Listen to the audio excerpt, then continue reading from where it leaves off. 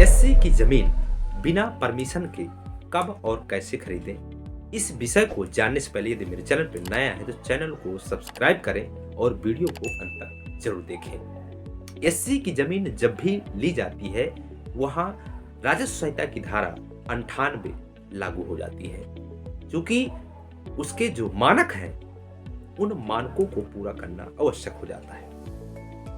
वहां सारे डॉक्यूमेंट्स को लेकर के डीएम के पास अनुमति लेनी होती है। डीएम यदि वो परमिशन देता है तो आप एससी की जमीन खरीद सकते हैं, वरना आपको नहीं ले सकते हैं। तो ऐसे में हम क्या कर सकते हैं, इसके क्या उपाय हैं? एक्चुअल में देखा जाए तो परमिशन लेना साधारणता नहीं मिलता है, क्योंकि मानक पूरे नहीं होते हैं। यदि मानक पूरे होते हैं तो निश्चित तौर पे आप परमिशन ले करके भी अपना काम कर सकते हैं, लेकिन मानक ना पूरा होने से आपको परमिशन डीएम नहीं देता है। एक्चुअल में देखा जाए तो पहले बीते कुछ वर्षों में एससी की जमीन लोगों ने परचेज कर ली है, लेकिन कोई परमिशन नहीं लिया है। और आज व्यवहारगत के मामलों में यदि मान लीजिए हमने, आपके पिताजी ने एक दूसरे से परचेज कर लिया, ले लिया, लेन देन कर लिया, लेकिन आज लिखा पढ़ी नहीं है, कोई नोटरी स्टाम्प नहीं है, तो उन सब चक्करों के कारण आज वह समस्या खड़ी आ रही है।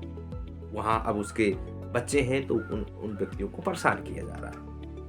तो ऐसे में एससी की जमीन किस प्रकार से लें कि जिससे हमें कभी भी किसी प्रकार की कोई कानूनी दांव पेच पे ना फंसना पड़े और किसी प्रकार के कोई हमें दिक्कत सामने ना आए। तो चलिए आज हम इन्हीं सभी विषयों पर, आज टॉपिक पर हम पूरा विस्तार से बताने वाले हैं।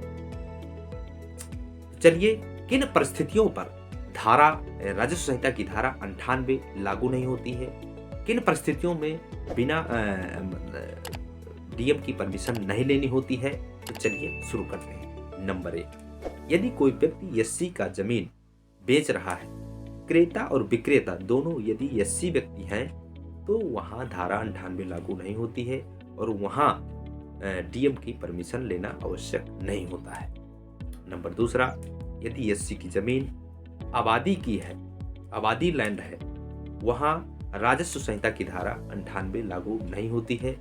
और यदि एससी की जमीन आबादी है तो वह गैर एससी यानी अन्य कास्ट, अपर कास्ट या ओबीसी के कास्ट के लोग, या गैर एससी है यानी कि वो एससी के अलग कोई भी जात का हो, यादव भी हो सकता है, आपका कुशवाहा भी हो सकता है, ब्राह्मण भी हो सकता है, ठाकुर भी हो सकता है, वैश्य भी हो सकता है, यानी कोई भी व्यक्ति भी आबादी की लैंड वह ले सकता है।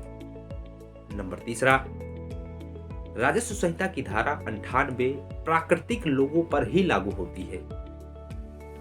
प्राकृतिक लोगों पर वहां डीएम की परमिशन भी लेनी होती है। धारा 98 अप्राकृतिक लोगों पर लागू नहीं होती है। जैसे कि अप्राकृतिक लोग कौन से, जैसे एनजीओ, ट्रस्ट, आपकी कंपनी। तो ऐसे में वहां एससी की जमीन ट्रस्ट, एनजीओ को दिया जा सकता है और कहीं भी किसी प्रकार की कोई दिक्कत नहीं है। इसमें भी बहुत सारे आपको कोटेशन मिल जाएंगे, बहुत सारे ऐसे केसेस हैं जो आपको हवाला देते हुए आपको विस्तार से आपको बताया जा सकता है। नंबर 4, यदि एससी की जमीन एग्रीकल्चर है यानी कृषि की जमीन है और कृषि की जमीन यदि आबादी यदि उद्घोषित करा लिया गया है तो वह जमीन आप विदाउट परमिशन के भी गैर एससी यानी कि अन्य जात के व्यक्ति वहां उस एससी की जमीन को ले सकते हैं। वहां धारा 98 लागू नहीं होती है। तो इस प्रकार से हमने 4 बिंदुओं पर बात की है। यदि आपको किसी प्रकार का कोई डाउट है तो मुझे नीचे कमेंट कर सकते हैं। आई होप यह आपको जो टिप्स हमने बताने की कोशिश की है आपको समझ में आए होंगे। तो चलिए हम आपसे विदा लेते हैं। हम आपको अगले वीडियो में मिलेंगे। जय हिंद, जय भारत।